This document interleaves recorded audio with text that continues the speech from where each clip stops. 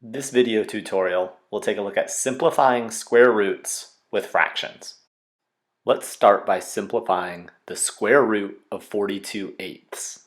The first thing that we can notice is that 42/8 can be simplified to 21/4. Anytime we have the square root of a fraction, we want to break it up. So the square root of 21/4 is the same as the square root of 21 over the square root of 4. This is not simplified because there is a radical symbol or a square root in the denominator, the square root of 4.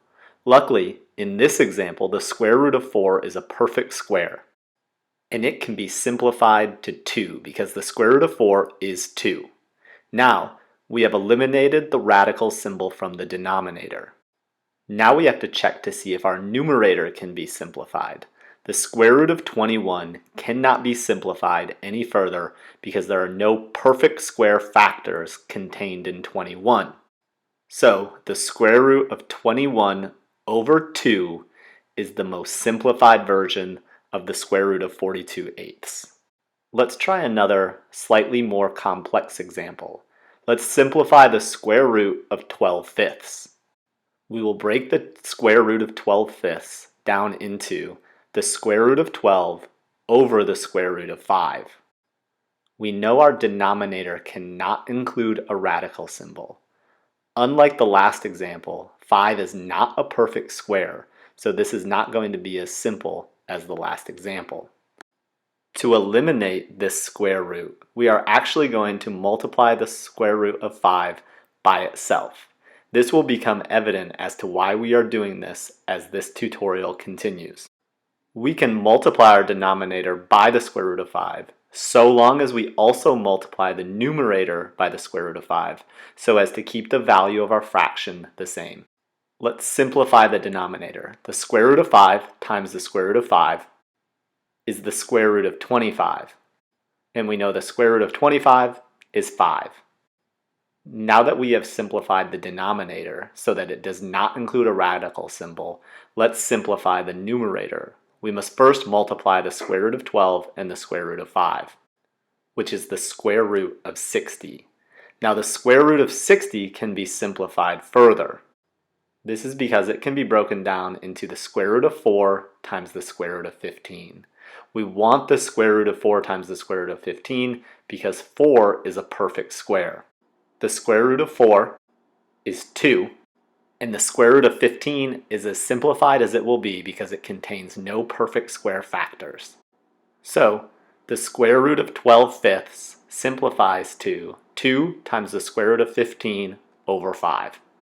Let's do another example. Let's simplify the square root of 8/3. We can rewrite the square root of 8/3 as the square root of 8 over the square root of 3. We know we cannot have a radical in a final simplified expression in the denominator, so we need to do something to the square root of 3. We will multiply it by itself. To keep the value of our fraction, we must also multiply the numerator by the same thing that we multiplied the denominator by.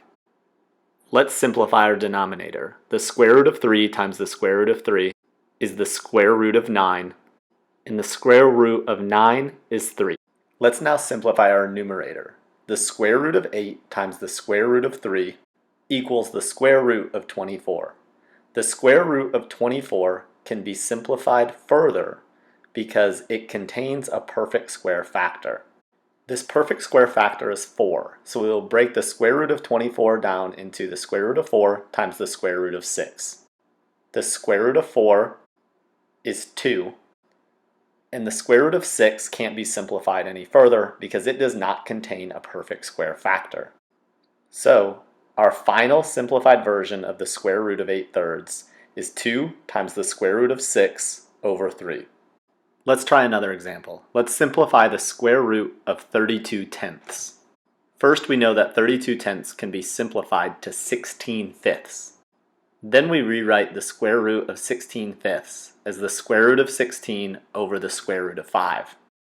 One thing we can notice right off the bat here is that the square root of 16 is a perfect square. So the square root of 16 can be rewritten as 4. we know the denominator cannot include a radical symbol or a square root symbol. So to take care of this, we are going to multiply the denominator by itself. We can do this so long as we also multiply the numerator by the same thing that we multiplied the denominator by. This will keep our fraction with the same value. Let's simplify our denominator. The square root of 5 times the square root of 5 is the square root of 25, which is 5. Simplifying our numerator, 4 times the square root of 5, we notice that this is already simplified because the square root of 5 cannot be simplified any further because there is no perfect square factors contained within it. So it remains the same. The square root of 32/10 simplified is 4 times the square root of 5 over 5.